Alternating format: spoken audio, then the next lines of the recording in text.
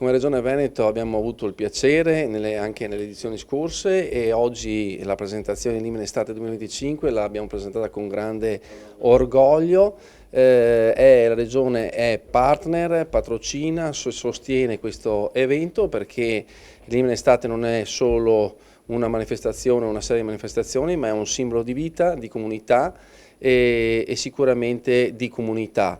Dicevo, non è una serie di eventi infilati solo di arte, di musica, di cultura, ma sono sicuramente un momento importante definito da molti un abbraccio collettivo, perché all'interno di questo, in una cornice di eventi, riesce a rinforzare i legami tra il territorio e i loro cittadini, ma sempre di più a Limena sta diventando un crocevia di tanti territori dove possono passare una serata di vera collettività e di relazioni. Su questo noi possiamo solo che essere presenti, ma a sostegno di tutti questi eventi che sono la cerniera di una coesione sociale di cui ne abbiamo tanto bisogno.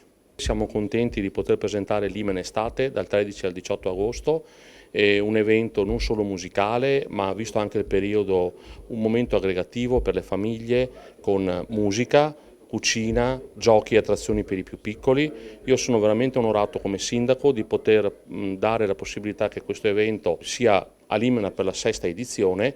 Ringrazio l'assessore Barrichello ai grandi eventi per aver organizzato tutto questo. Limene Estate dal 13 al 18 agosto terrà compagnia tutte le sere dalle 21:30 fino alle 24 e quest'anno ci saranno degli artisti come i comici di Zelig, ci sarà una grande cover band dei Pooh e ci sarà Mal e Michele Maisano. Tanti altri artisti come Enrico Marchiante che ci allieterà la sera di Ferragosto, una cover band di Lucio Dalla e da vedere 6 giorni a cui partecipare con, l'abbiamo visto prima nel video, un operatore culinario, ristorante argentino con carne alla brace e paella. Vi aspettiamo. Saranno serate piene di musica e piene di iniziative anche, come abbiamo detto prima, una serata di cabaret, una serata di spettacolo puro. Noi crediamo in questa iniziativa, ci abbiamo creduto fin dall'inizio, siamo partiti proprio col post-Covid, il momento in cui c'era una sfiducia totale sociale reciproca